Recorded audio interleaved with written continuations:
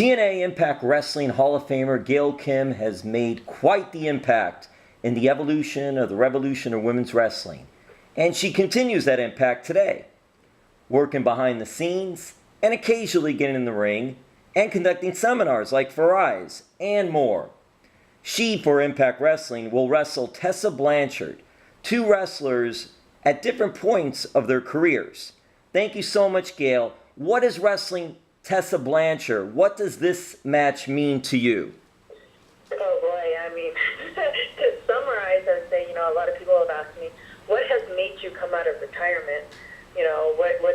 What's the special reasoning? And I mean, there was a lot of things that came to this decision making, and it's kind of like, I think everyone that knows me and has watched me, people who have worked with me, know that I have this high expectation and of what I want to leave behind as my legacy.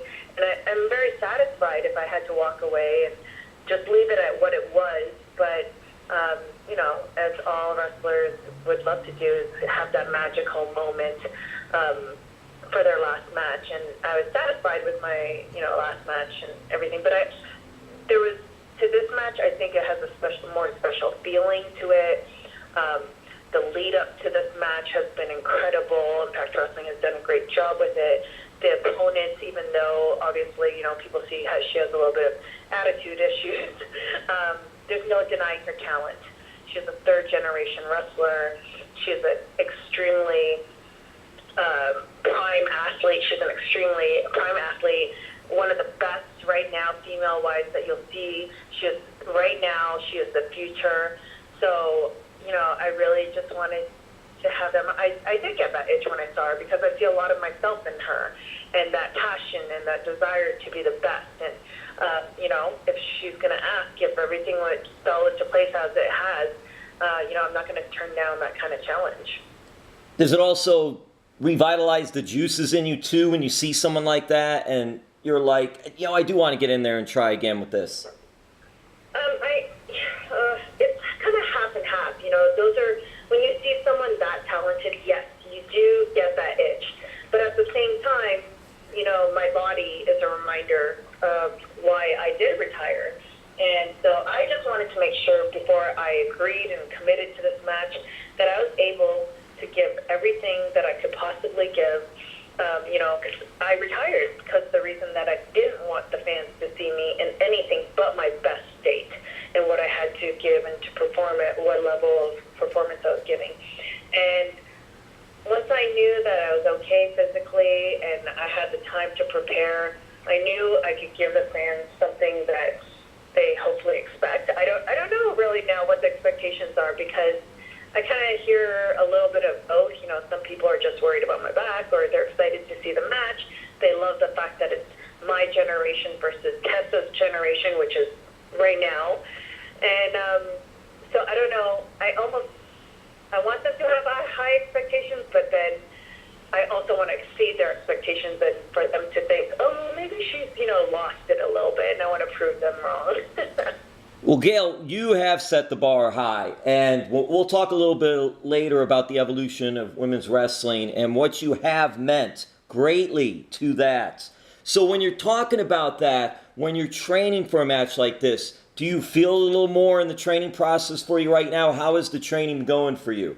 Oh, yes, definitely. And, I didn't know how I was going to feel, to be honest. I just knew what my mentality and my state of mind was always before as a performer when I was full-time. And being away from the ring for over a year and, healing your body somewhat, it just, it was a wake-up call when I started training, It's like, whoa, I feel everything. It's not the same.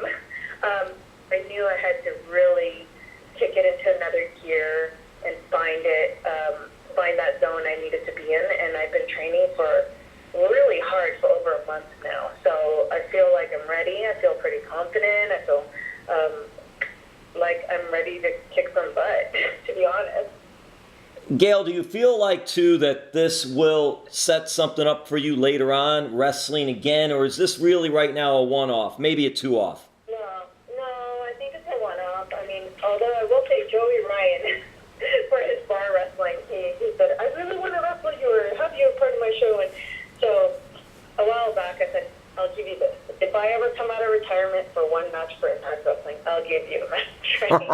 I agreed to do that. Hopefully he doesn't remember. Yeah, hopefully he doesn't. Well, it's bar wrestling, so maybe he won't because it's bar wrestling. So, my intention right now is no. I don't expect to go in the vacation, and my back is the reason why I'm not in the ring. And, I made sure my back was good to go for this, but it does look like I'm probably going to have another back surgery at some point. So, just back in just go the way that I imagine. What will it also be like for you wrestling in Toronto? Yeah, I honestly was surprised. I didn't expect it at all. I didn't know if it was going to be Philadelphia, Toronto, or another location. And then I found out, and I was happy. I think I was more overwhelmed by the match and getting ready for it because that's just how my mind works. But at the same time, I knew my nephews they were very young when I retired, and it's only over a year ago. But I feel like during that course of time, it's almost like they got a little bit older and have a better memory of it now. So I want to give them a fresh memory of me wrestling and, what their aunt does. And my friends will be there. And my husband's going to fly in. So it's going to be special. Definitely special. Gail, do you have favorite memories of wrestling in Toronto? I think my special memories come from my independent days because this is where I started. And the people that I trained with. And I got trained by Ron Hutchison, is where Edge and Christian and Trish and all these very successful people in this business that came from Toronto, all trained out of here. So I have a lot of friends for life, and Tracy Brooks is one of them. She was the very first girl I ever met when I walked into the wrestling school, and all those beginning memories of the independent shows, and when you struggled and you paid your dues and worked at a show that was in a smoky bar. Maybe it wasn't the most ideal situation back then, but you look at it with fondness. Look back at it with fondness. And keeping with Toronto, do you remember any matches you attended in Toronto when you were younger or getting involved as a fan? Any matches? Yeah, that you attended, that you went to. I remember going to my very first WWE live event. So it wasn't televised. I've been to a couple of televised ones. And I remember just really enjoying that because you think that the show with a lot of production and showiness was great, but I loved watching these performers be really relaxed and just having fun and doing what they love and do whatever they needed to do to entertain the crowd. And I remember just thinking that was probably my favorite show to watch. Gosh, Gail, do you remember any of the talent that might have been on that show? Oh, The Rock. I remember admiring his wife. I was like, oh, he's got some nice wife. Trish that was when she was managing still, and she wore the cowboy hat and the long jacket. Trying to think who else was there. I think Hunter was in that match with The Rock. And they just had, that was the match that I truly remember because at the end of it, they just kind of did their own thing. And looking back now as a performer as well, you learn to appreciate those more relaxed and fun moments that the fans, they like that, things that are unpredictable and fun. Yeah, there's a lot that you could take